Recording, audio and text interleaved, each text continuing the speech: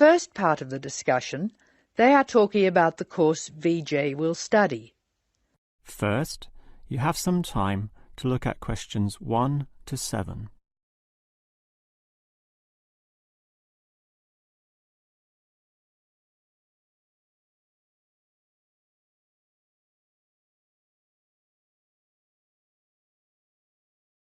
Now we shall begin. You should answer the questions as you listen, because you will not hear the recording a second time. Now listen carefully and answer questions 1 to 7. Hello. May I help you? Hello. Is this the right place for me to register to study foreign languages? Yes, it is. May I have your name, please? Vijay. My family name is Paresh. Vijay Paresh. Okay. Do you have a telephone number? Yeah. 909-2467. Thank you. Now, which language would you like to learn? We offer French, Italian, Cantonese, Mandarin, Spanish, Portuguese. I'd like to learn Spanish, please. Okay. Our classes are conducted in lots of different places. We have classrooms in the city and here in this building. What's this building called? This is Building A. I work near here, so it'd be best to study in Building A. What time do you want to come to lessons? They go on for 3 hours and they start at 10 a.m., 4 p.m. and 6 p.m. I wish I could come to the daytime lessons, but I can't. So 6 p.m, please. That's our most popular time, of course. Have you ever studied Spanish before? No, I haven't. We describe our classes by level and number. Your class is called Elementary 1. Okay. When will classes start? Elementary 1 begins, just a minute. It begins on August 10. Great. Now what else do I have to do? Before you hear the rest of the conversation, you have some time to look at questions 8 to 10.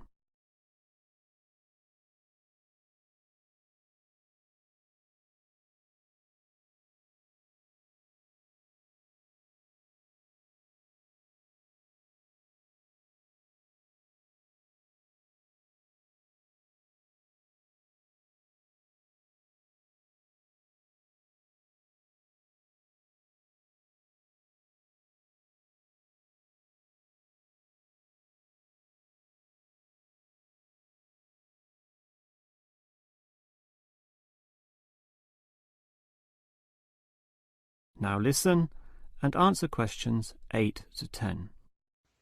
I'm sorry, Vijay. What were you saying? I wanted to know what else I had to do. Oh, of course. Please go to the building on the other side of Smith Street. I want you to go to the reception area first. It's just inside the door on the left as you enter from Smith Street. Give them this form. Okay. Do I pay my fees there? No, but the fees office is in the same building.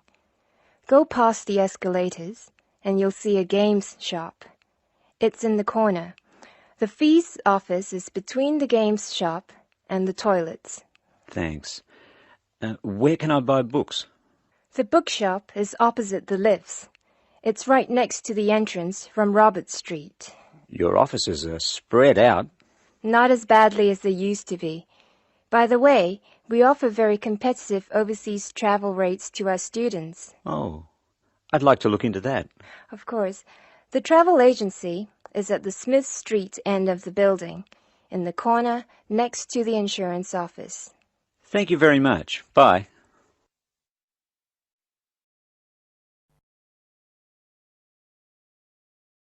That is the end of part 1. You now have half a minute to check your answers.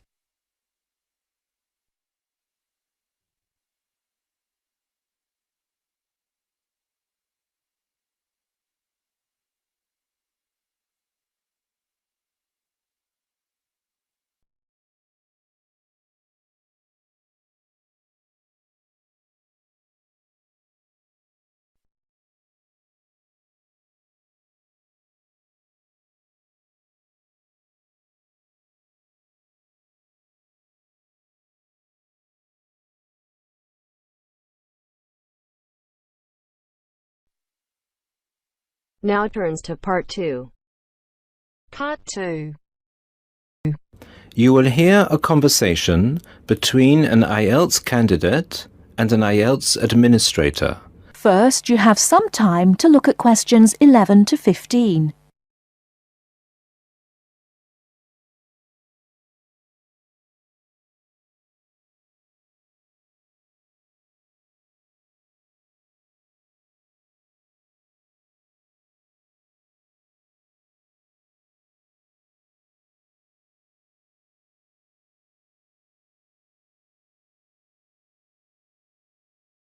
Now, listen carefully and answer questions 11 to 15. Good afternoon. I'm applying for a master's program at the University of Exeter in the UK. I'm planning to register for the IELTS exam at your centre next month. I have some questions I'd like to ask you before I register, if that's okay. Certainly. Would you be taking the academic module? I think so, but I'll have to contact the university just to make sure. You'll probably need the academic because most universities don't accept the general training. And anyway, the procedures to register for the exam are the same for both the general and the academic modules. Good. My first question is whether I sit all parts of the exam on the same day. I don't live here, you see. And for me, it would be more convenient to do all the papers on the same day. Unfortunately, the speaking part is scheduled for Thursdays, and reading, writing and listening tests take place on Saturdays. We can't change the days, I'm afraid. That's a pity. Well, never mind. What sort of documents do I need to bring in order to register? You'll have to fill in the IELTS application form and bring an ID, a copy of your ID, and 2 passport-size photos on a white background. Will any ID do? We only accept original passports and national IDs. That's good to know. Did you say that reading, writing, and listening are scheduled for Saturday? That's right. Will I get a break in between the papers? I'm afraid there aren't any breaks between the papers. Each paper takes an hour to complete, so it's 3 hours straight through. You'll first do listening and then reading, followed by the writing test. This is a standard requirement from Cambridge. Before you hear the rest of the talk, you have some time to look at questions 16 to 20.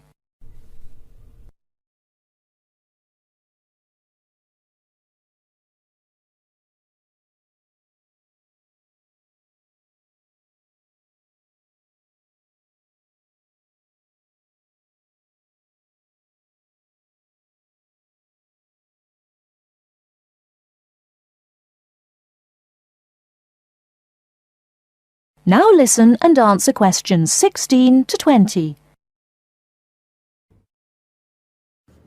Okay, and how soon after the test can I pick up my results? It takes 13 calendar days for the results to be processed. Can you let me know how much it is and the form of payment? The examination fee is $200. You can pay by credit or debit card. We also accept checks. We only accept cash as a form of payment in exceptional circumstances. And one last question. Can I mail you the application documents? Certainly. You can send all the documents by registered mail to our address, 47 Clover Place, New Rochelle, New York. Could you spell New Rochelle for me, please? Certainly. NEWROCHELLE.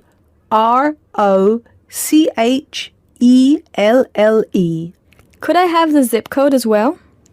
Sure. Our zip code is 10806.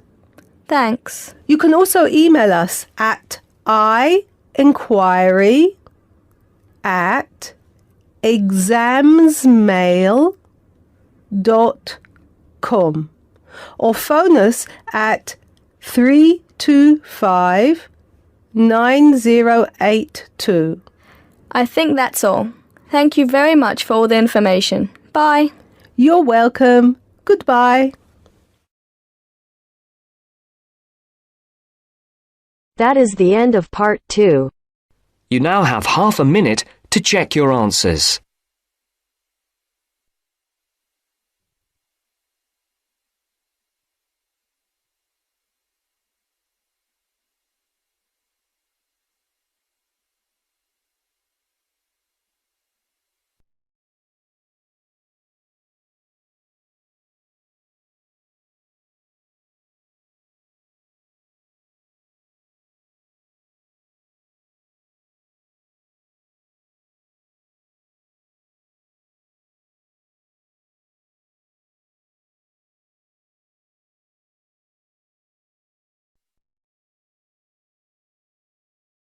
Now turns to part 3.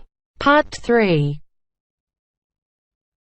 You will hear a woman talking about a number of different beaches to a group of tourists. First, you have some time to look at questions 21 to 25.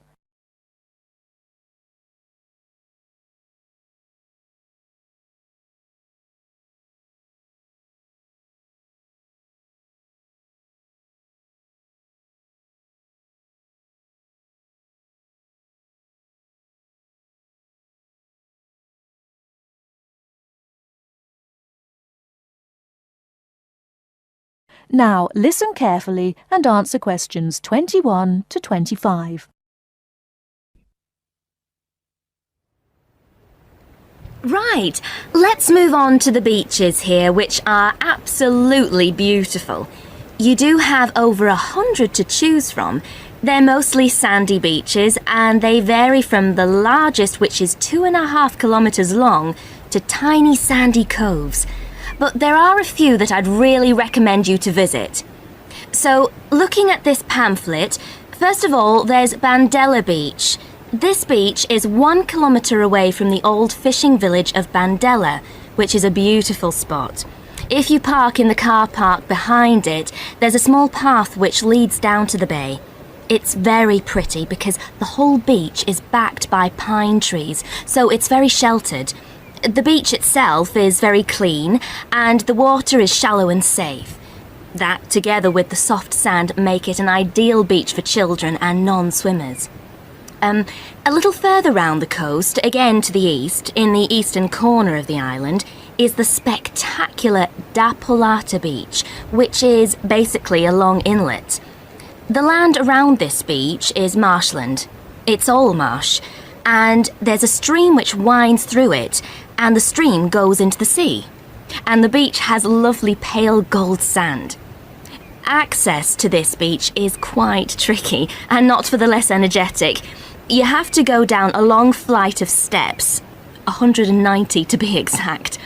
But you'll be relieved to know that there's also a road which winds down to a car parking area.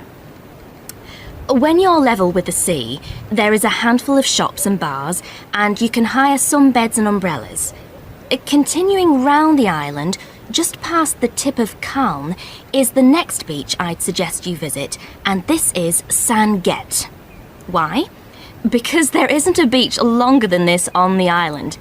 If you want to know, it's exactly 2.5 kilometres long, and that's a bonus because it means it never gets overcrowded. It has golden sand and clear blue water shelving into the sea. Before you hear the rest of the talk, you have some time to look at questions 26 to 30.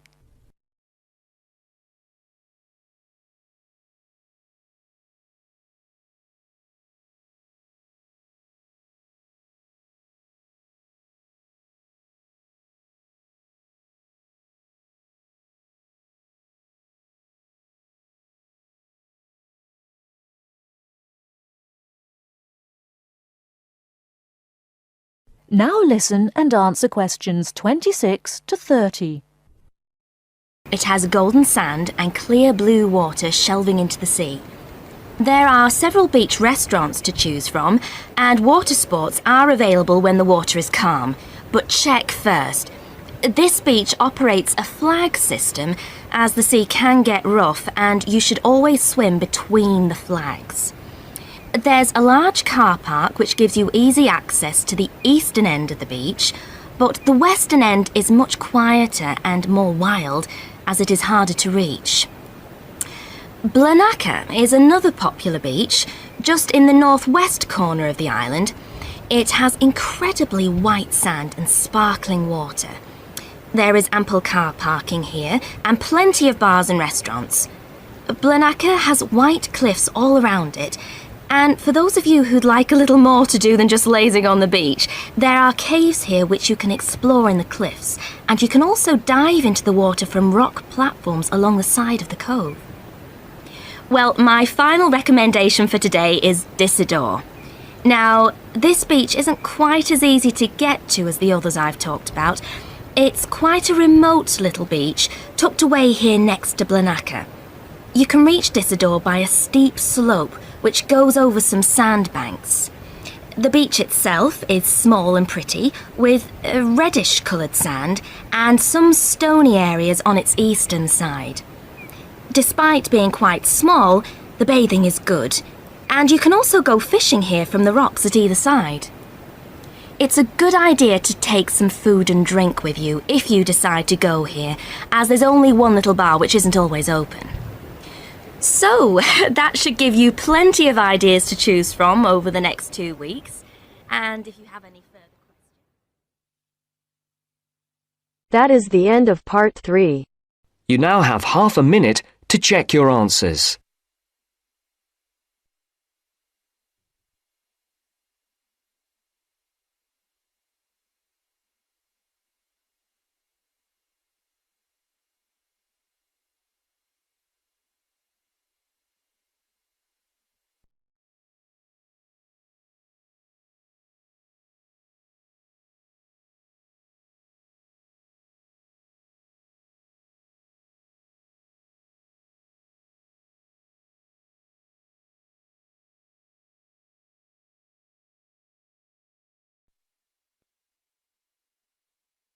Now turns to part 4. Part 4. I've asked you here just to remind you about this Friday's field trip. First, you have some time to look at questions 31 to 40.